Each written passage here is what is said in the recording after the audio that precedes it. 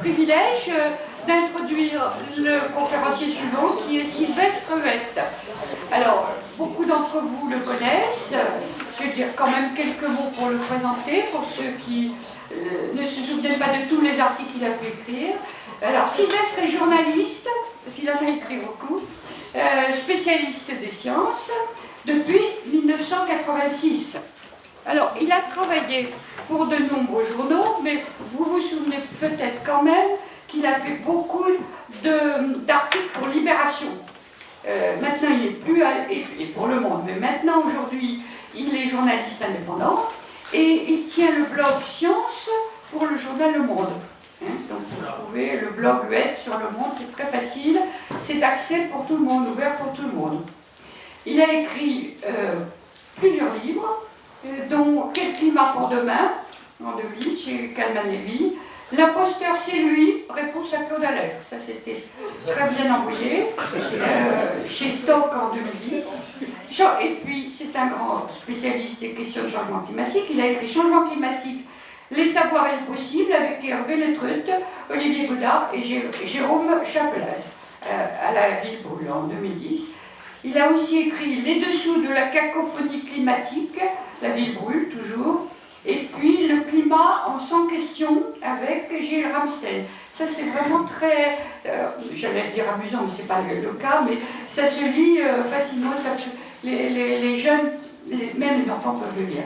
Chez Talandier en 2020. Ça va apparaître. Hein? Oui, mais moi je... À la fin du mois. Ah, il va apparaître, voilà.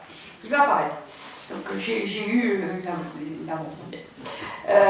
Je précise aussi que Sylvestre a été président de l'association des journalistes scientifiques pendant une année, puisque ça tourne chaque année, et donc il a une vision un peu panoramique de toutes les sciences, et pas seulement de la biologie, évidemment. Et puis je précise aussi qu'il s'intéresse de très près aux questions d'intégrité scientifique et qu'il est membre du COFIS, c'est le comité national français pour l'intégrité scientifique qui travaille auprès de l'Office français de l'intégrité scientifique. Nous avons le plaisir, pas toujours le plaisir d'ailleurs, le privilège de siéger tous les deux.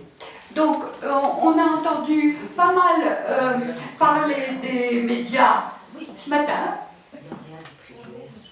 Ah, bien sûr, il est lauréat du prix de l'Union rationaliste. Ça ne faut pas l'oublier quand même. Donc, membre d'office de l'Union rationaliste. Et, voilà. Donc, on a entendu parler des médias ce matin de façon d'ailleurs plus ou moins critique. Et donc, je pense qu'il va être tout à fait adapté pour répondre à tout ça, avec son exposé « Sciences de la vie et médias, les mécanismes de la malinformation ». Merci Michel. Ça marche, oui, excuse-moi. Donc, je vais très modestement vous présenter quelques cas de mauvaise information sur les sciences de la vie dans les médias à partir d'expériences professionnelles et personnelles, sans chercher à trop théoriser, mais en essayant à chaque fois d'examiner comment fonctionne cette production de mauvaises informations du public, alors que l'objectif c'est d'avoir des sociétés qui utilisent leur rationalité individuelle et collective pour prendre des décisions dans les domaines des sciences de l'utilisation des sciences de la vie. On imagine mal que ça puisse se faire avec une mauvaise information des citoyens. Alors je vais prendre d'abord un exemple que j'ai vécu et qui permet de s'interroger sur les mécanismes de la malinformation quand l'origine de la mauvaise information, c'est le fonctionnement de la science, la production de connaissances. le système de publication, de peer review, en suivant un adage dont je ne sais pas à qui l'attribuer, qui serait que rien n'est mieux que de balayer devant sa porte si on veut pouvoir ensuite reprocher aux voisins de mal entretenir son coin de trottoir. Alors ce premier exemple, c'est celui qui remonte à ce jour d'août 1996, où au cœur d'un été pas très productif d'actualité bouillonnante et susceptible de bien faire vendre la presse, la NASA réveille POTUS, le président des États-Unis d'Amérique, pour lui demander de participer à une opération de communication, une mise en scène mondiale d'une formidable découverte. Il y a eu de la vie sur Mars. La preuve, une équipe financée par l'agence va publier, c'est déjà mauvais signe parce que si les papiers ne sont pas encore parus complètement au moment où on dit la chose, c'est pas très bon. Une équipe financée par la NASA a trouvé des fossiles, donc des traces de vie indubitables, dans une météorite elle-même dénichée en Antarctique. La découverte fait donc l'objet de plusieurs articles qui vont être publiés la semaine suivante dans Science, la revue de l'Académie américaine des sciences, une de ces revues à fort facteur d'impact que tous les chercheurs, à laquelle tous les chercheurs espèrent envoyer et faire publier leurs articles. Comme l'efficacité médiatique de la NASA est très très élevée, ça provoque un déluge d'articles dans le monde entier, des unes de la presse, de la télé, de la radio. Bon, les réseaux sociaux numériques n'existent pas encore à l'époque, mais on peut imaginer ce que ça aurait été. Et pour ma part, je suis soumis à une très très forte injonction de la direction du journal, qui, sans s'être plus renseigné, décide d'en faire la une et les 5 premières pages du journal, très heureuse d'avoir un sujet un peu vendeur ce jour-là. Bon, bah, je gagne ma vie, donc je fournis de la copie.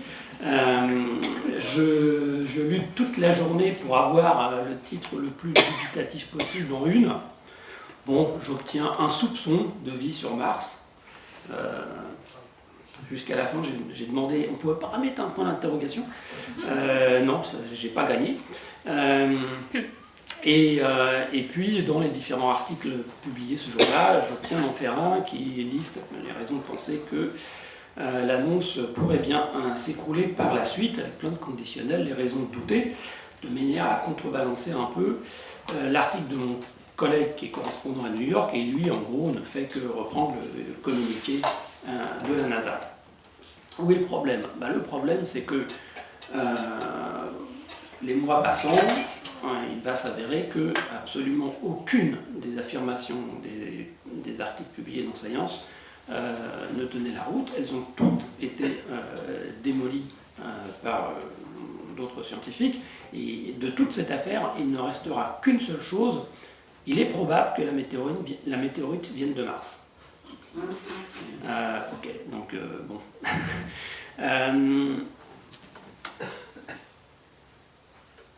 L'autre constat qu'on peut faire, c'est que aucun journal n'a consacré à ce démenti, en quelque sorte, une place similaire à celle qu'il avait accordée à la mauvaise information initiale. Aucun journal n'a fait sa une là-dessus, aucun journal n'a décidé de faire une symétrie entre la mauvaise et la bonne information. Alors bon, c'est un épisode qui peut sembler cocasse ou anecdotique, pour une raison qui n'a pas de rapport direct avec la qualité de la science ou la qualité de l'information, et qui est que se tromper sur l'existence passée de la vie sur Mars, ça va tuer ou blesser personne sur Terre dans les médias. Bon, éventuellement, ça va modifier les programmes spatiaux. Ça peut, à long terme, si c'est vrai, modifier nos philosophies, notre conception de la place de l'homme dans l'univers. C'est quand même très délicat d'en inférer des conséquences sur les sociétés. Mais surtout, ça illustre un des mécanismes de la malinformation, quand au cœur même de l'activité scientifique, il y a la volonté, puissante volonté, d'aller bien au-delà de la prudence nécessaire dans l'affirmation d'un résultat et d'utiliser l'opinion publique au service d'une stratégie. Alors une stratégie qui peut être une stratégie de notoriété quand on se place à un niveau individuel ou d'une équipe de chercheurs, de notoriété pour, en général, soit satisfaire simplement un ego un peu démesuré ou au service d'une stratégie d'existence pour obtenir par exemple des financements dans le cadre d'appels d'offres compétitifs.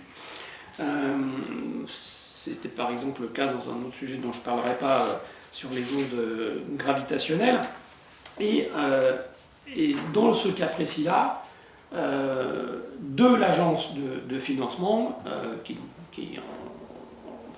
est plus qu'une agence de financement pour ce qui concerne la NASA, et en conjonction avec un pouvoir politique qui a toujours utilisé les activités spatiales dans une vision très politique des objectifs de soft power pour aller vite. Et la question qui se pose, c'est est-ce que les journalistes, est-ce que les directions des journaux sont capables, et est-ce qu'elles ont l'envie de résister à cette manipulation, donc ils deviennent un simple instrument. Et bien dans ce cas précis, on voit que non. Ils n'en ont ni la volonté, ni la capacité. Je ne vais pas parler de la mémoire de l'eau, on pourra éventuellement le faire dans la discussion. Et j'y vais directement à un deuxième exemple, dont la conclusion est un petit peu différente pour ce qui me concerne, et c'est pour ça que je le mets. Début décembre 2010, de très nombreux journaux, radio, télévision dans le monde entier, toujours sur la base d'une publication dans Science, là aussi avec une équipe financée par la NASA, annonce qu'on a découvert une bactérie qui serait totalement différente de tout le reste de la vie sur Terre, qui fabriquerait ces molécules à partir d'arsenic à la place du phosphore comme élément chimique. L'histoire est un peu similaire puisque 2 ans après, Science publie 2 papiers qui réfutent complètement l'analyse initiale, qui en montrant que les arguments expérimentaux et d'observation utilisés par l'équipe signataire, qui avait en premier auteur une jeune chercheuse, mais quelques cadres aussi, eh bien, n'avait pas maîtrisé ces outils d'analyse. Ce cas est intéressant pour ce qui me concerne parce que, comme vous le voyez à l'écran, la place de la mauvaise information et la place de la bonne est strictement identique. Et je dois dire que je l'ai obtenu sur cette base-là, avec cet argument-là. C'est-à-dire que j'ai demandé, j'ai discuté, ça n'a pas été facile, mais j'ai dit à la direction de la rédaction, écoutez, vous m'avez, à l'époque, quand l'affaire est sortie, j'avais fait un papier très dubitatif avec référence à l'affaire de 96, etc. Donc c'était déjà un papier pas très dans le mainstream. Mais je leur ai dit, vous avez décidé à l'époque qu'on mettait une page pour ça, moi je veux une page pour dire que c'était faux. Pas moins. Bon, ils ont accepté, donc on l'a fait, mais j'ai regardé un peu ce que faisaient les collègues, c'est le seul exemple. C'est-à-dire qu'il n'y a pas un seul autre journal qui a consacré autant de place à la réfutation qu'à l'annonce d'une information fausse. C'était dans Libération, ces deux? Oui, là les deux sont dans Libération, donc à 2 ans d'intervalle. Et donc la rareté de ces cas où le système médiatique, les journaux, décident de faire au moins autant d'efforts pour diffuser le démenti d'une information fausse qu'ils ont diffusée. Ça, c'est quelque chose qui trouve son origine dans le fonctionnement de la presse. Parce que c'est clair que aucun journal n'a envie de dire à ses lecteurs aussi gros que ce qu'il lui a dit, enfin, qu'il s'est trompé et donc qu'il les a trompés. Parce que évidemment, quand on dit aussi gros que ça, on vous a trompé. La question que se pose ce lecteur, c'est quand même, est-ce qu'ils ne m'ont pas trompé sur beaucoup d'autres sujets? Et puis, pourquoi est-ce qu'ils m'ont trompé à l'époque? Où est l'excuse? La justification? Comment est-ce qu'ils me prouvent qu'ils ne vont pas recommencer? Or, quand on donne autant de place au démenti qu'à la mauvaise information, nécessairement on conduit le lecteur à se poser toutes ces questions-là. Et donc, on va dire que je ne connais pas de directeur de journaux dans toute ma carrière qui ait eu envie de faire cela. Je ne vais pas faire une comparaison trop abusive, mais réfléchissez à tous ces scientifiques et universitaires responsables d'établissements qui n'ont pas envie que le linge sale qu'ils ont à laver, par exemple pour des questions d'intégrité, le soit en public parce que ça abîmerait l'image de leur institution. Cette affaire de la bactérie alien a un à côté qui est aussi intéressant en termes de malinformation des médias, même s'il y a un côté interne à la science. C'est pour ça que j'ai écrit une note de service interne à la science. Au moment où, peu de temps après la publication par Science de l'article initial sur la bactérie alien, Science reçoit une proposition d'article d'une équipe dirigée notamment par Philippe Marlière, qui est un chercheur biologiste français assez original, article dans lequel Marlière et son équipe annoncent qu'ils ont fabriqué la première bactérie XNA, c'est-à-dire une bactérie où une des 4 bases de l'ADN a été substituée d'une manière pérenne par un autre molécule, morceau de molécule, et en l'occurrence c'est la thymine qui a disparu de l'ADN de la bactérie et qui a été remplacée par du chlorouracile qui d'un point de vue morphologique, peut s'insérer à cette place-là dans l'ADN. Pour aller très vite, c'est le résultat d'une expérimentation complètement darwinienne. On oblige les bactéries à vivre dans un milieu où il y a de moins en moins de thymine et de plus en plus de chlorouracile, et ne survivent que celles qui y arrivent, et quand on fait ça un certain nombre de générations, à la fin, on arrive à des bactéries qui ont opéré le remplacement et qui vivent dans un milieu où il n'y a aucun moyen de fabriquer de la thymine. Soit dit en passant, ça veut dire aussi que c'est un OGM qui n'aurait aucune possibilité de survivre en milieu naturel, ce qui est très safe. Surtout si vous faites ça sur 2 bases, par exemple, sur les 4. Mais ce qui est intéressant dans l'histoire, c'est que Science ne répond pas à Marlière. Font de mort. Et donc, au bout de quelques mois, Marlière contourne les règles et trouve quelqu'un à Science qui lui avoue la situation, qui est que la direction de la revue, tellement empêtrée dans les polémiques provoquées par les papiers sur la bactérie alien, que du coup, ils ne veulent plus publier d'articles sur ce genre de sujet, tant que l'affaire n'est pas définitivement réglée. Donc, apprenant ça, Marlière leur dit, bon, écoutez, je retire mon papier, il l'envoie à Ungewohnte Chemie, et très rapidement, Ungewohnte Chemie publie son article, et moi je considère que c'est l'article princeps d'une technologie ou d'une avancée scientifique très importante pour la biologie de synthèse, et que donc c'est un papier important d'un point de vue scientifique. Mais comme Ungewohnte Chemie, c'est une revue qui est certes assez cotée dans les milieux de la chimie, mais totalement inconnue des journalistes scientifiques parce qu'on ne peut pas tout lire, donc on se concentre sur les 10 plus populaires, on va dire, plus gros impact factor.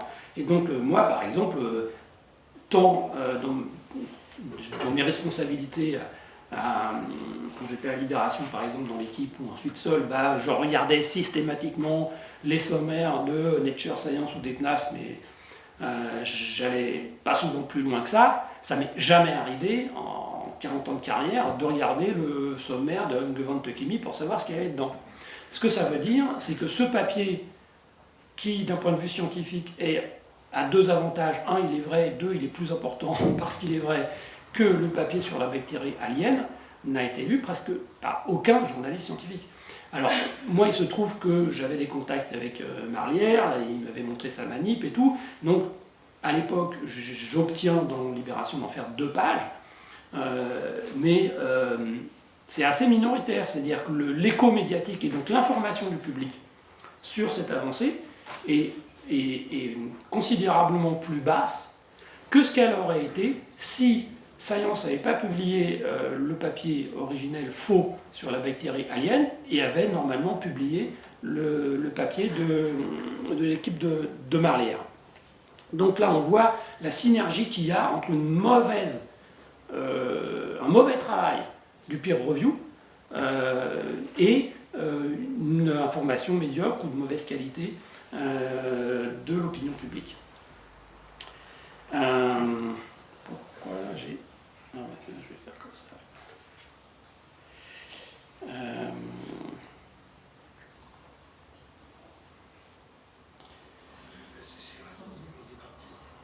Voilà, je ne suis pas dans l'ordre de ce que j'ai écrit, c'est pour ça, mais je vais y revenir. Dans les causes de la mauvaise information, parfois, il n'y a pas besoin de chercher le midi à 14 h, c'est juste que les auteurs, les journalistes, les directeurs, les responsables au-dessus d'eux, les chefs de service, sont incompétents. Alors je vous donne un exemple assez simple. Vous voyez donc ce titre, ça doit être du Slate, mais ça pourrait être du Figaro par exemple, ou pas mal d'autres journaux, pratiquement tous les journaux qui ont écrit là-dessus ont fait ce genre d'erreur. Autour de Fukushima, les cas de cancer de la thyroïde se multiplient chez les enfants. C'est une information fausse, et pour savoir que c'est faux, il suffit aux journalistes qui traitent le sujet de lire jusqu'au bout les textes de l'IRSN qui expliquent la situation. Je dis jusqu'au bout parce que, oui, si on commence à lire les 4 pages sur ce sujet-là précis que l'IRSN publie à peu près une fois par an depuis l'accident, si on ne lit que jusqu'à la moitié, donc 2 pages, on peut écrire ça. Et puis si on lit la deuxième moitié, on se rend compte que non, c'est pas ça. Que les augmentations, tout ça, non, ça c'est juste l'effet du dépistage systématique, mais c'est pas du tout un effet de cancer radio-induit par une exposition. Alors, vous avez peut-être un peu sursauté en disant, en entendant 4 pages, 2 pages. Moi, je vous garantis que j'ai eu, à un moment donné de mon travail à Libération, une chef de service, bombardée, chef du service environnement, parce qu'on ne savait pas trop où la mettre, et qui est resté 2 ans à ce poste-là. Je ne l'ai jamais vu lire un texte de plus de 2 pages sur les sujets qu'on traitait. Et y compris sur les articles qu'elle faisait elle-même. Et donc, si on lit que 2 pages sur les 4, on n'y arrive pas. Bon, il faut un petit peu... Ok, il faut un petit peu de connaissances basiques en épidémio, comprendre que quand qu'on ne peut pas comparer un registre de cancer et ce qui se passe quand on fait un screening systématique sur 150 ou 300 000 enfants dans une région, que le cancer de la thyroïde, il y en a plein qui démarrent et puis qui s'arrêtent tout seuls. Enfin, il faut savoir un peu des choses comme ça pour comprendre pourquoi on a des chiffres avec le premier dépistage systématique qui est fait, qui sont très supérieurs à ce qu'on peut avoir dans un registre de cancer de la thyroïde chez les enfants. Ok, mais quand même, 4 pages, c'est pas tant que ça, quoi. 4 pages, c'est pas tant que ça. Or, parce que je les ai lus, parce que quand je lis ce que mes collègues ont écrit là-dessus et qui donnent ce titre-là, je sais que s'ils en arrivent à ça, c'est parce qu'ils se sont arrêtés à la 2e page. Ou qu'ils n'ont lu que la dépêche de l'AFP parce que le collègue de l'AFP a fait pareil, etc., etc. Donc là, on peut, en première analyse, se dire que c'est un problème de compétence. C'est pas si simple que ça. Parce que même si vous prenez un journaliste spécialisé en sciences, il ne va pas tout savoir sur tout avant d'écrire un papier sur tout et n'importe quoi, alors que ça va être, enfin tout et n'importe quoi en sciences, alors que ça va être son travail. Et donc, au-delà du problème de la compétence, c'est-à-dire des connaissances préalables que le journaliste a quand on lui dit « Coco, t'as 3 heures pour écrire », il y a le problème des conditions de travail. Est-ce que l'organisation du travail dans les journaux permet à un journaliste auquel on dit il faut que tu fasses un papier sur les cancers de la thyroïde à Fukushima parce qu'il y a une dépêche de l'AFP, est-ce que on lui donne les moyens, peut-être qu'il y faut 3 heures c'est pas de l'investigation très compliquée, mais pour lire complètement, éventuellement passer des coups de fil, se faire expliquer s'il n'a jamais écrit sur ce genre de sujet. Et donc, comme on ne peut pas tout savoir sur tout, a priori, avant d'écrire un papier, il y a aussi la question des conditions dans lesquelles on exerce le métier, et est-ce que les directions se rendent compte que si elles veulent faire de la bonne information, si, c'est pas toujours le cas, alors, sur un sujet comme ça, il faut accepter que le journaliste dise « désolé, je ne fais pas le papier aujourd'hui parce que là, je n'ai pas compris. » Et que j'ai besoin de lire plus, de me faire plus expliquer parce que je ne connais pas, et donc on va faire le papier demain. Là, en l'occurrence, j'ai vérifié auprès de certains collègues, en discutant avec eux, que oui, ils étaient à un tellement bas niveau de connaissance préalable que les 4 pages de l'IRSN, peut-être que ça n'aurait pas suffi pour qu'ils comprennent complètement l'affaire. Un autre exemple d'incompétence, c'est celui-là. Vous avez Ségolène Royal, Anichil Bourdin, BFM TV, c'est du direct, on se pose des questions, enfin le journaliste pose des questions de manière très très pressante et le responsable politique, en général c'est ça, répond. Et vous avez Ségolène Royal, ancienne ministre de l'Environnement, candidate à la présidence de la République, 2e tour, qui sort ce truc monumental, les cancers du sein, ça explose et c'est la faute aux pesticides. Il suffit de lire les rapports annuels de l'INCa pour se rendre compte que les causes du cancer du sein, les pesticides existent, mais ils sont vraiment très très très très bas dans la hiérarchie des causes. Donc c'est une ânerie. Mais est-ce que Bourdin est capable, du tac au tac, comme ça, de dire « Madame la ministre, ce que vous venez de dire est faux, la preuve, le rapport annuel de l'INCa dit que… » Non, parce que Bourdin, sa spécialité, c'est la politique. Donc il est peut-être capable, probablement capable, de répondre au tac sur une affirmation sur la politique, sur les élections, mais en revanche, sur un sujet technique comme ça, on ne peut pas lui demander. C'est pas possible, on ne peut pas être multicompétent, ça n'existe pas. C'est comme de demander à un physicien des particules de s'occuper d'écologie, quoi. Et le contraire. En revanche, ce qu'on peut exiger, c'est que les journaux, les médias, s'organisent de telle sorte qu'ils aient les compétences dans leurs équipes susceptibles de rectifier toute mauvaise information donnée dans un tel cadre, par exemple, et surtout lorsque c'est un responsable politique, et qu'on consacre la place éditoriale qu'il faut pour être au moins au même niveau d'audience que lorsque la mauvaise information a été donnée, lorsqu'on fait la rectification. Mais il faut bien voir que ça veut dire qu'on demande beaucoup de vertu au système médiatique. Et actuellement, pour plein de raisons, il n'est pas capable d'avoir cette vertu.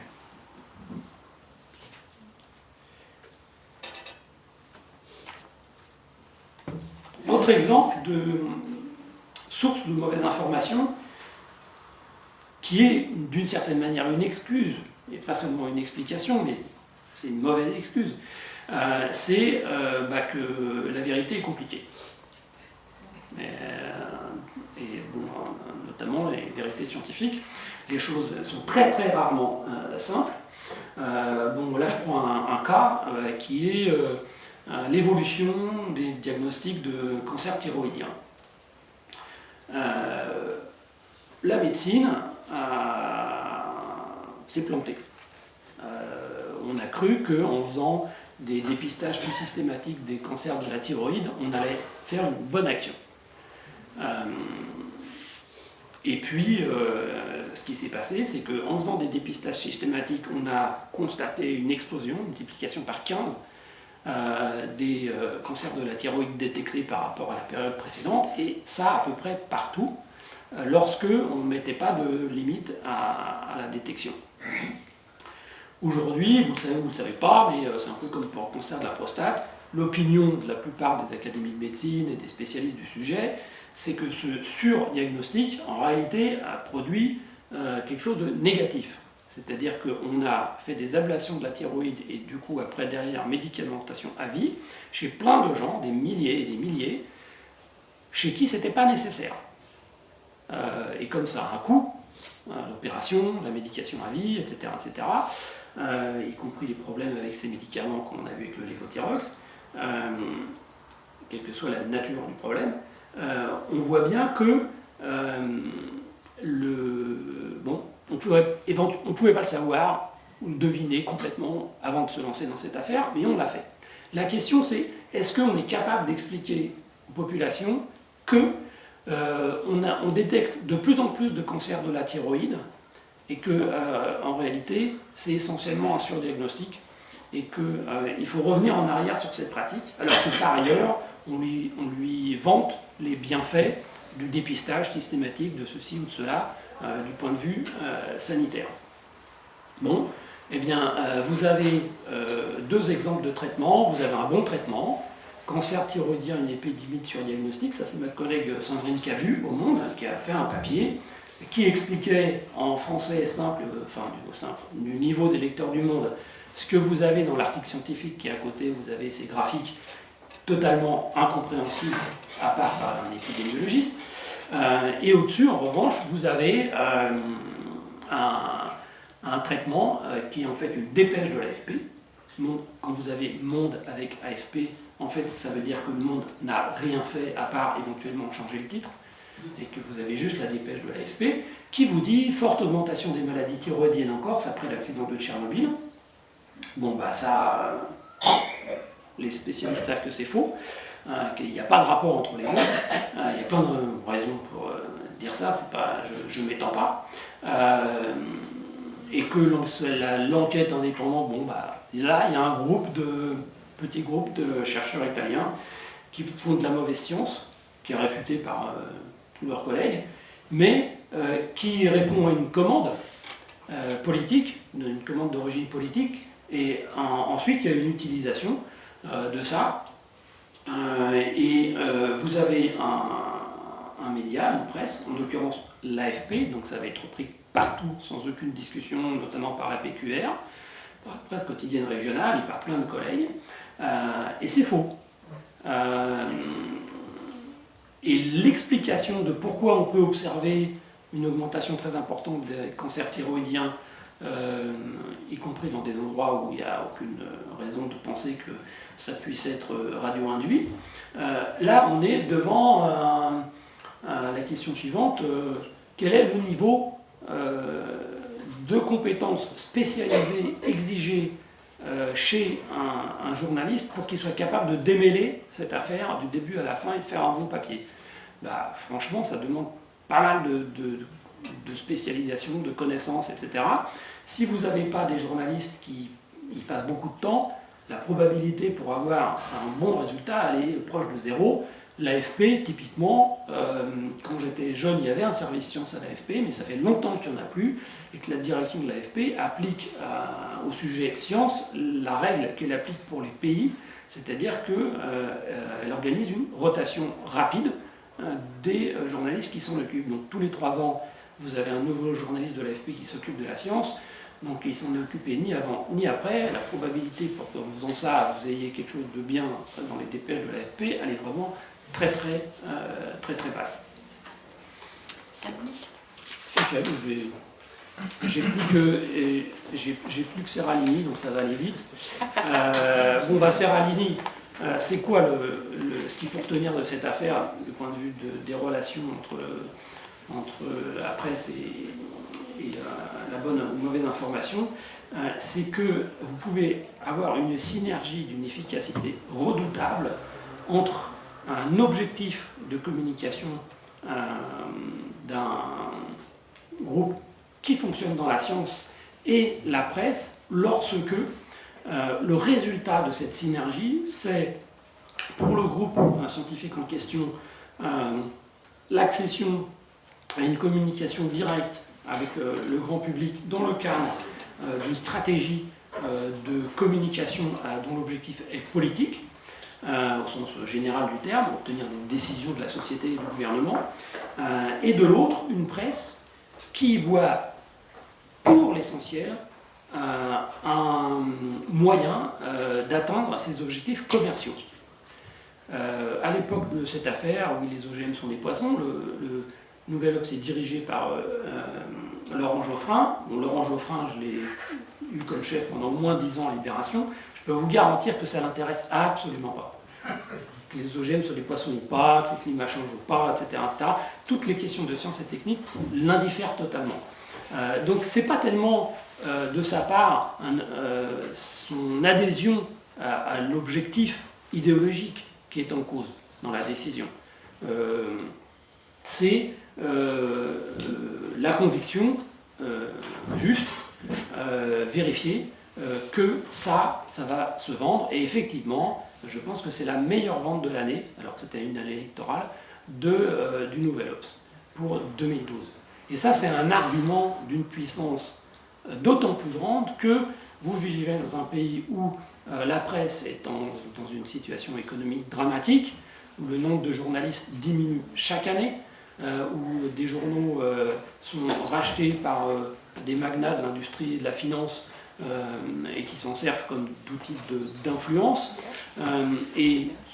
Là, c'est vraiment cette synergie-là qui est à l'origine de cette opération-là, même s'il y a aussi, notamment chez certains journalistes qui ont participé, des conditions idéologiques à l'œuvre. Deux petites remarques pour terminer. Le rédacteur en chef adjoint en charge du dossier au Nouvel Obs, dans cette affaire-là, avait fait une remarque assez significative sur comment on peut faire du bon ou du mauvais journalisme en sciences. C'est que, dans le cadre d'un échange avec lui, il avait dit « Non, mais nous, je ne vois pas pourquoi moi j'appliquerais cette déontologie spéciale des journalistes scientifiques. » Je cite son propos. Alors c'est quoi cette déontologie spéciale ? Eh bien, c'est la pratique très courante chez mes collègues spécialisés ou de moi, c'est que quand on a un article de Science, Nature, des PNAS ou de n'importe quoi, qui est en anglais avec des équations, des trucs complètement incompréhensibles, en général, d'abord on prend le temps et puis on demande. On appelle des gens qui savent, parce qu'ils sont spécialistes du sujet, et on leur dit ça veut dire quoi, on leur demande de nous expliquer. Parce que l'idée que n'importe quel journaliste puisse comprendre n'importe quelle publication scientifique sans aide, c'est juste farfelu, quoi. Surtout quand on sait que le journaliste en question, il passe de la préhistoire à l'astrophysique en passant par la biologie de semaine en semaine. Donc ça montre aussi qu'il faut être suffisamment nombreux si on veut faire le boulot correctement. Et puis dans cette affaire-là, on peut remarquer encore deux choses. Le graphique que vous voyez à l'écran, à lui seul, il démolit la publication de Serralini. C'est un article qui prouve que, notamment chez les femelles, le groupe contrôle était tellement petit qu'il réussit à se retrouver dans le moins que 5% des rats de la souche, enfin des rats de la souche qui vivent le plus longtemps. Donc évidemment, tous les autres groupes sont en dessous. Et mauvaise pioche quand on a fait un groupe de contrôle, et quand on fait un groupe de contrôle si faible pour une expérience vie entière, c'est le risque auquel on s'expose. Moi, je prétends que Serralini l'a couru sciemment. Sauf que quand je montre ce graphique à des collègues, et notamment des directeurs, en général, ils ne le comprennent pas. Tu peux l'expliquer peut-être? C'est très simple, hein, la barre en vert, c'est la dispersion de l'espérance de vie moyenne dans cette souche de rats, et les petites croix rouges, c'est les groupes traités, et la croix bleue, c'est le groupe contrôle. Pour que l'expérience ait un sens, il faudrait que les croix bleues soient au milieu de la barre. Et en abscisse. Non, c'est trop compliqué. Ce qu'il faut juste comprendre, c'est ça. Quand je l'explique à des collègues voilà, c'est juste ça. La barre, à une extrémité, c'est l'âge le plus jeune auquel meurent les rats normalement dans cette souche, et l'autre extrémité, c'est l'âge le plus vieux. Enfin là, c'est 90% ou 90% des âges possibles. Et donc, ce que ça veut dire, c'est que si vous voulez avoir un groupe contrôle qui soit représentatif de la mortalité moyenne dans cette souche, il faut que le groupe contrôle il soit à peu près au milieu, ni parmi les super survivants, ni parmi ceux qui meurent, comparés avec des êtres humains à 40 ans. Il faut qu'ils meurent à l'âge moyen, quoi. Sinon, ce n'est pas un groupe contrôle. Ça veut dire que c'est un groupe où il y a quelque chose, caractéristique, physiologique particulière de ce groupe, qui fait qu'il n'est pas du tout représentatif de cette souche. Donc il ne peut pas être utilisé comme groupe contrôle, c'est tout. C'est pour ça qu'il faut, si on a suffisamment de rats dans le groupe contrôle, on va être au milieu. Voilà, et c'est ce qui a été évidemment reproché à Serralini. Mais vous savez, bon là c'est un graphique un peu compliqué, mais il m'est arrivé de m'arracher les cheveux en essayant d'expliquer à un éditeur ou un graphiste un graphe en logarithme, qu'il n'y arrivait pas à comprendre ça veut dire quoi quand on fait un logarithme. Par exemple, typiquement pour la sismologie ou des choses comme ça. Et je crois que je vais m'arrêter là pour laisser la place aux questions. Merci beaucoup pour l'affaire de...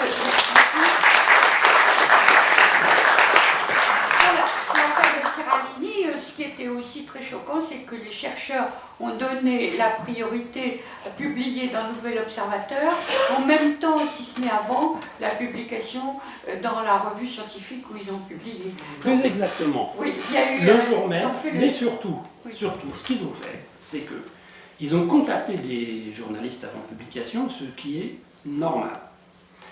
Ils leur ont remis le papier avant publication, ce qui est normal.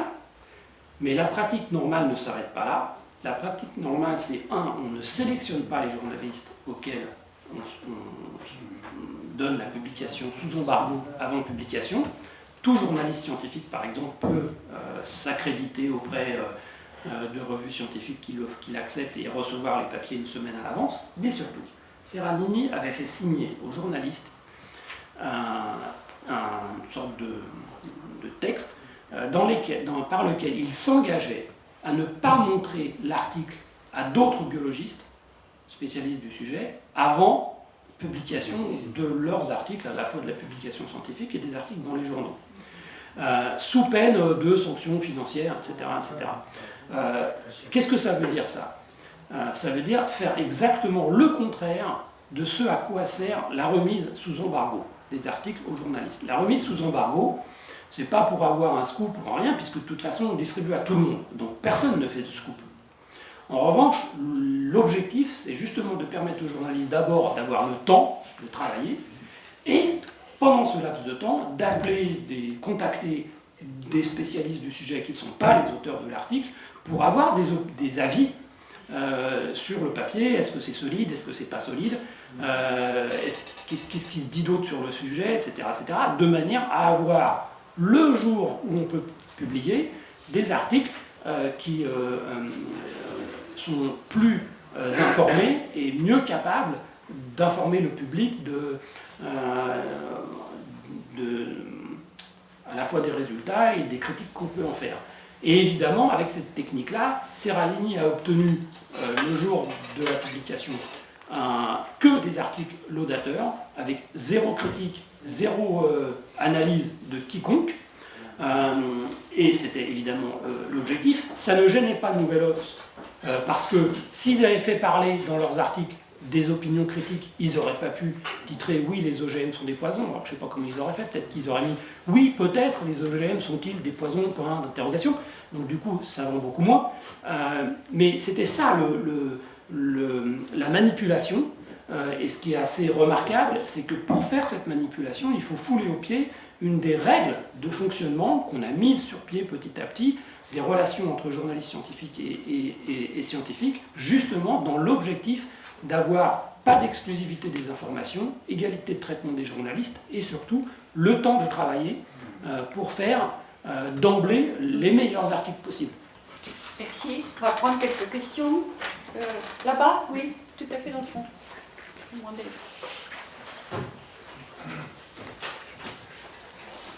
Je te pose la question du monde et des vaccins quand même.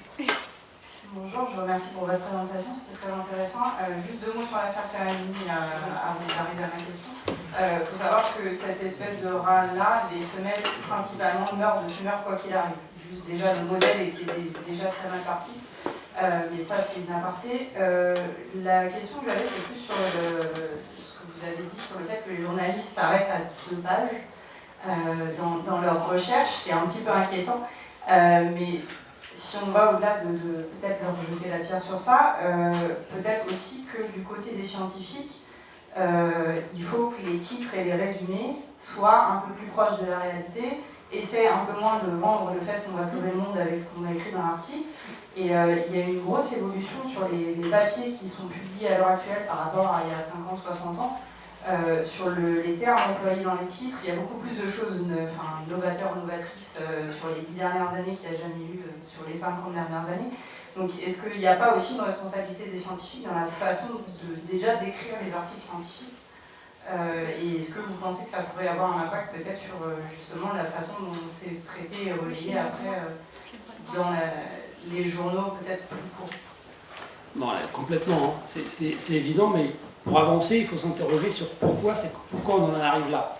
Alors évidemment, il y a toujours des responsabilités individuelles, et il y a effectivement toujours des scientifiques qui pensent que ce qu'ils ont trouvé va sauver le monde demain matin, et ça a toujours existé. Et la fréquence de cette opinion chez les scientifiques, à mon avis, n'a pas changé. Donc qu'est-ce qui explique qu'on en a de plus en plus? Très clairement, c'est la gestion de la recherche publique sous pression par les politiques, où il faut justifier la recherche publique par des applications immédiates qui vont tout transformer, etc. Par le fait que si on ne promet pas que ce qu'on fait va apporter des solutions et qu'on n'a pas les sous, enfin vous connaissez très bien les demandes de financement à de l'ANR ou de l'ERC où il faut annoncer à l'avance qu'est-ce qu'on va trouver et en quoi ça va être utile à la société. Et à l'inverse, du coup, par exemple, des refus de financement avec comme seul motif, on ne voit pas à quoi ça sert pour la société. Mais quand votre truc est complètement fondamental et qu'on ne peut pas savoir si ça va avoir une application ou pas, on ne peut évidemment pas répondre à la question. Donc, je dirais que là, on est dans... quand l'origine de la malinformation se situe dans la manière dont fonctionne le système scientifique, mais en ayant identifié que l'origine de ce mauvais fonctionnement, c'est la mise sous pression par des politiques, il faut agir là-dessus. Bon, vous connaissez bien sûr tous cette problématique-là, et ce qui est clair, c'est que parmi ces conséquences, il y a un moulin à fabriquer de la mauvaise information, et comme ça rentre en synergie avec des fonctionnements de la presse, de la recherche du scoop, du titre qui fait vendre, etc., c'est particulièrement redoutable. Oui, et je voudrais te poser la question maintenant que posait Alain Fischer, c'est dommage qu'il ne soit plus là. Comment ça se fait que Le Monde, où tu étais, que tu connais quand même très bien, sur la vaccination, a fait une série d'articles qui, dans le temps, ont commencé par être très anti-vaccination pour terminer par oui, finalement, il vaudrait mieux vacciner. Comment tu expliques la succession dans le temps de ces informations et de ces opinions si contradictoires? Évidemment, Alain Fischer a fait une analyse, on va dire, sociologique de l'affaire, c'est-à-dire que sans tenir compte des individus, et ce qui dit n'est pas faux, il y a un mouvement général dans l'opinion sur cette question qui correspond grosso modo à l'évolution qu'il trace, mais n'oublions jamais, ça c'est un truc que je dis un peu sévèrement parfois des universitaires, sociologues de la communication, vous êtes dans un système où les individus comptent, tout simplement parce que on est très peu nombreux, on est atomisé, on est dans des systèmes où c'est de toutes petites équipes, et donc par exemple, si vous essayez de comprendre pourquoi le monde a eu cette évolution, il y a une réponse qui a un nom propre. Le nom propre, c'est Gary Dagorn. Gary Dagorn, c'est un jeune journaliste qui a été embauché au Monde pour faire les décodeurs, Et Gary, il a une fibre très journaliste scientifique, il est très attaché à ça. Et donc, quand un jour la question des vaccins est arrivée à la rubrique des décodeurs, vrai, faux, etc., c'est Gary qui s'en occupait, et Gary, il a sorti la sulfateuse contre les anti-vaccins avec des arguments, avec les graphiques et tout, et les vrais chiffres. Et donc, du coup, une fois que le monde a eu fait ça, derrière, ça suit aussi. Et vous auriez mis à la place de Gary quelqu'un d'autre, je sais pas, un fanatique des médecines douces, vous auriez eu un résultat complètement différent. Et c'est pas une situation originale sur la science. Les grands journaux, même les plus grands, n'ont jamais plus qu'un correspondant dans un pays à l'étranger. Donc, vous changez le correspondant, nécessairement les articles ne seront pas les mêmes. Sinon, on serait des robots, quoi. Donc, il y a une dimension parfois individuelle, y compris ce que j'ai fait pendant 20 ans à Libération le démontre amplement. Il suffit de changer de journaliste et vous n'avez pas nécessairement exactement la même chose, même quand le cadre ne change pas. Alors évidemment, la capacité d'un journaliste à imposer sa manière de travailler dépend du fonctionnement du journal où il est, de son âge, de sa capacité à monter sur la table et à crier très fort quand c'est nécessaire, etc. Donc le caractère individuel ressort évidemment beaucoup quand on est dans des systèmes où la possibilité pour un journaliste de faire ce qu'il a envie de faire plutôt que d'obéir à une injonction est plus étendue. Oui, Antoine ? Je voudrais juste faire un tout petit commentaire qui est à la fois une question. Vous avez mentionné à un moment les 10 revues qui vous semblent, que vous suivez, parce qu'il y a de la formation scientifique que vous pensez plus crédible et vous avez montré qu'elle ne l'était pas toujours. Il faut savoir que ces journaux-là aussi fonctionnent un peu comme le Nouvel Obs, c'est-à-dire que leur impact factor, c'est combien ils vont avoir tiré, etc. Et donc, ils poussent eux-mêmes à l'exagération. Et donc, il y a un système qui est un système écologique où chacun nourrit l'autre. C'est-à-dire que l'exagération fait aussi partie. Et les scientifiques, comme vous avez dit, ont besoin de publier dans ces journaux pour obtenir des grants, pour des promotions, etc. Donc il y a un système économique global qui est un système qui s'auto-entretient. Voilà, donc c'est juste ce petit commentaire que je voulais faire. Et vous l'avez très bien montré en montrant les articles de Science que vous avez cités, où il y a cette exagération, mais qui contient également une politique éditoriale de ces journaux. On est un peu à côté de la question des médias, mais l'expérience que j'ai maintenant, c'est que vous devriez, les scientifiques, la communauté scientifique mondiale, devrait avoir comme objectif de diminuer le nombre d'articles publiés par an. Ça devrait être un indicateur de bonne santé du système scientifique. Mais c'est vrai, c'est pas seulement dans les trucs de biologie, etc.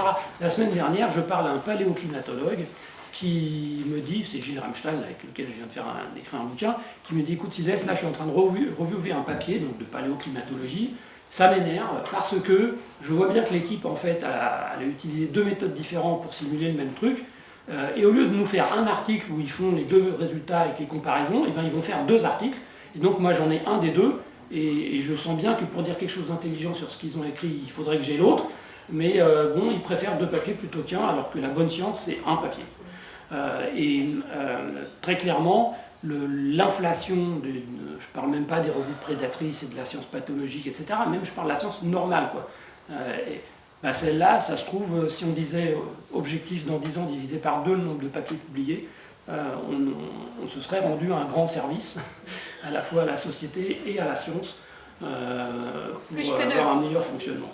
Plus que 2. Oui, mais déjà 2, ça va être dur, alors soyons réalistes. Je pense que vous savez probablement quelque chose en tant que journaliste scientifique. C'est le retard considérable qui avait été pris dans le milieu médical et également chez les journalistes scientifiques du calcul des probabilités. Il a fallu attendre. Moi, j'ai commencé ma médecine il y a très longtemps, puisque j'ai commencé en 1947. À ce moment-là, il n'était pas question d'une seconde d'avoir un calcul des probabilités quelconques. Et les journalistes scientifiques n'échappaient pas à ça, parce que moi j'ai encore, dans mon volumineux dossier sur la mémoire de l'eau, les articles qu'écrivaient Jean-Yves Naud et Franck Mouchy. Jean-Yves Naud et Franck Mouchy, qui continuent actuellement à avoir une activité de journalistes scientifiques étaient totalement incapables, par exemple, de pouvoir critiquer un certain nombre de travaux, y compris ceux de Benveniste. Et alors le comble, c'est que Benveniste lui-même, qui était un ami, même si j'ai combattu, parce que je me suis aperçu que ses travaux ne valaient absolument rien, lui-même était totalement peu au courant des subtilités du calcul des probabilités. Et un certain nombre des travaux qu'il a publiés, je ne parle pas de ceux qu'il a publiés sur les plaquettes, qui, eux, avaient été revus par des collègues anglo-saxons, mais ces travaux à lui étaient totalement ignorants de tout ce qui pouvait être fait. Et ça a continué encore. L'histoire des rats avec leurs tumeurs, que vous avez bien développée, en est un exemple tout à fait caractéristique. Donc je pense qu'il y a eu, dans le milieu médical et dans le milieu de l'information scientifique, une non-connaissance, une impossibilité d'accéder au b.a.-ba des calculs des probabilités. De manière générale, il ne faut jamais sous-estimer l'ampleur de l'ignorance. Nous sommes tous très ignorants. On ne connaît que son coin de jardin, y compris jardin scientifique qu'on cultive. Et ce que ça veut dire en termes de qualité d'information du public, c'est qu'il faut éviter de parler de ce qu'on ne connaît pas. Il faut prendre le temps, donner le temps aux journalistes, donc il faut qu'ils soient plus nombreux que ça pour travailler ce genre de sujet. Ne jamais faire parler des scientifiques d'un sujet dont ils ne sont pas spécialistes. Enfin, il y a toute une série de précautions qu'on peut prendre pour limiter les effets négatifs du fait que l'étendue des connaissances excède de très loin ce que chaque individu peut en maîtriser. C'est quelque chose qui est inéluctable, on n'est plus en 1750. Face à ça, il faut faire confiance à des processus collectifs d'appropriation de ces connaissances pour pouvoir le moins mal possible les restituer à la société. C'est toutes les questions des expertises notamment. Et d'un point de vue médiatique, la question centrale, c'est est-ce que les moyens et les conditions d'exercice du métier aujourd'hui sont telles qu'on peut demander à chacun des journalistes et à chaque équipe de journalistes de faire correctement le métier. Et malheureusement, je dis aujourd'hui non. Je prends qu'un seul exemple.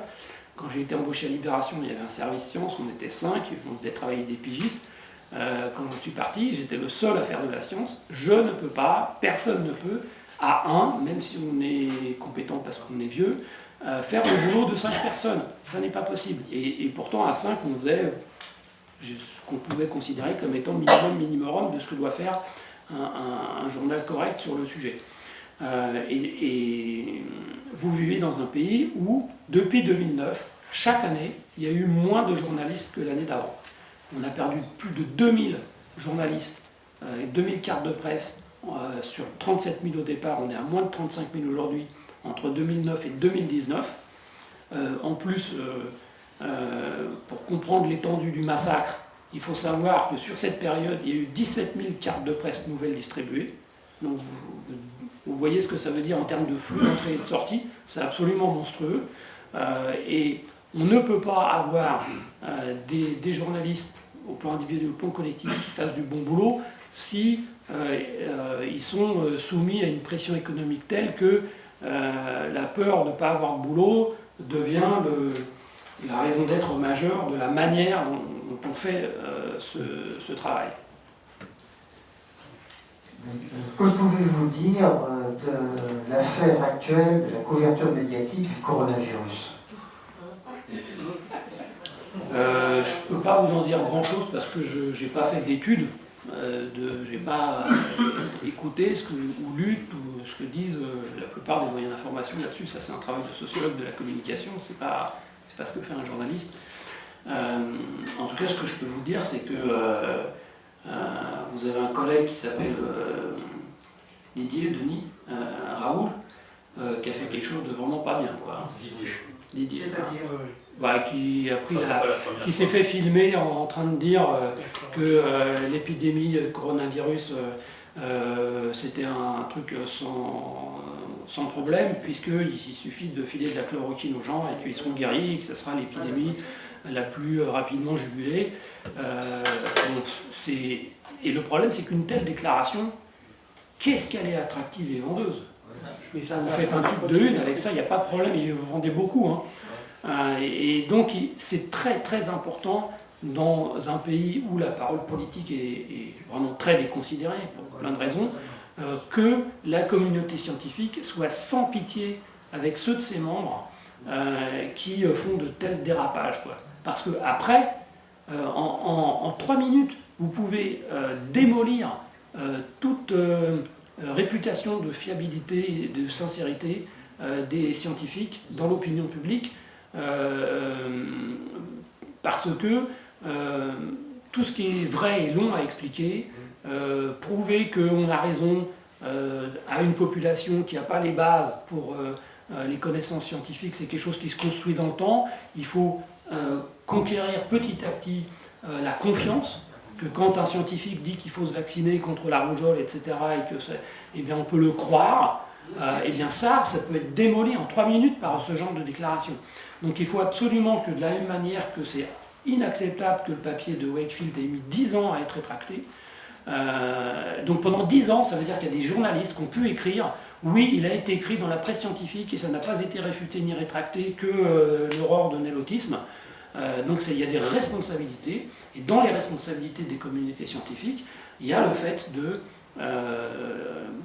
d'être sévère et de prendre des mesures quand vous avez des collègues qui font ce genre de choses, qui portent tort à la société et qui peuvent tuer des gens. Alors une dernière question, parce que l'heure s'avance drastiquement. Il ne le fait pas exprès. C'est pas vraiment une question, c'est un commentaire en complément et qui rejoint ce que Antoine a dit tout à l'heure. Ce qui est intéressant dans ton exposé, c'est qu'effectivement, ça montre l'interface entre les publications journalistiques et les publications scientifiques. Et il y a une zone grise, intermédiaire, qui sont les journaux les plus prestigieux, dans lesquels on trouve le meilleur et le pire de la science. Dans mon domaine, par exemple, je suis comme toi, avec le temps, j'ai une certaine expérience en profondeur, les pires erreurs, en moins scientifique, les pires erreurs et les pires impostures ont toujours été publiées dans Science ou Nature. Toujours. Ce qui est, ça veut dire qu'il y a des très bons articles dans ces journaux, les pires trucs ont été publiés là, et ce n'est pas un hasard en effet, parce que ces journaux, en effet, obéissent à une double loi, une loi de publication scientifique et une loi de publication journalistique. Donc plutôt dans les mêmes défauts que ceux que tu as décrits pour les journaux, on va dire, généralistes, grand public.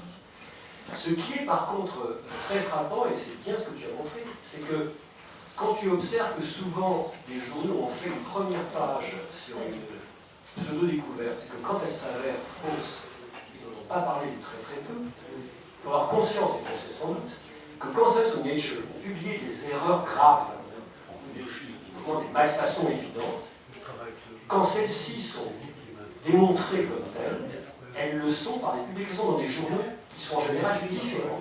Parce que ni Nature ni Science n'ont politique de publier de façon équilibrée, symétrique, ce qui démontre qu'un article a été erroné. Donc du coup, la grande presse, et là je ne vais pas la défendre, la grande presse, elle fait finalement la même chose que ces journaux les plus réputés. Donc moi j'imagine que pour les journalistes scientifiques, qui sont abonnés en direct à ces journaux de prestige, ça mériterait que quand il y a des choses qui paraissent extraordinaires de dire là-dedans, ils fassent 15 fois plus attention que d'habitude, en prenant là pour le coup vraiment conseil d'un plus grand nombre possible d'experts dans les domaines pour vérifier qu'on n'est pas à la limite de quelque chose qui risque de s'effondrer et qui ne sera jamais ensuite redémontré comme ayant été faux pour le grand public. Alors, 2 remarques à ça pour finir. La première, c'est que vous avez une arme qui n'est pas utilisable comme ça dans la presse, c'est la rétractation d'articles. Oui. Parce que, à la limite, si Nature publie un truc qui est faux et que la réfutation est publiée dans un autre journal, ce qui compte, c'est est-ce que l'article original va être ou pas rétracté. Il ne l'est pas toujours, et c'est justement là le problème, et c'est justement là que vous devez agir. Et que vous devez obtenir les rétractations à chaque fois qu'un papier est réfuté, ce qui n'est pas le signe d'une infamie pour les auteurs. Parce qu'on peut aussi se tromper de bonne foi en faisant de la science. Et j'ai souligné dans au moins un ou deux articles sur ces quelques derniers mois que ce n'est pas une infamie que de rétracter un article quand on se rend compte qu'il est faux, ou qu'on s'est trompé. Et d'ailleurs, en général, quand c'est les auteurs qui demandent la rétractation, parce qu'ils se sont rendus compte qu'ils se sont trompés, tout le monde leur dit c'est très bien. Mais attention à une chose, c'est que le motif de la rétractation, parce que c'est très fort de rétracter un article, et notamment parce que c'est vécu malheureusement beaucoup trop souvent comme une infamie, alors que ça ne doit être vécu comme une infamie que quand c'est une fraude, quand il y a eu une tromperie délibérée. Souvent, c'est le cas des papiers de Vincent Courtillot sur le soleil et le changement climatique. Quand je demande à des amis climatologues pourquoi ils ne demandent pas à EPSL, Planetary Science Letters, de rétracter ces papiers, ils me répondent mais on s'en fout.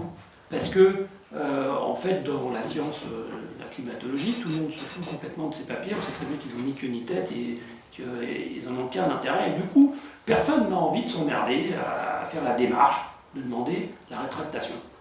Le problème, c'est que oui, c'est vrai, pour la communauté scientifique concernée, ça n'a aucun intérêt, aucune conséquence. En revanche, pour la société, ça en a un, parce que ces articles sont utilisés dans l'espace public au service du climato-dénialisme, pour dire que ce n'est pas la peine de s'occuper des fossiles, etc., etc.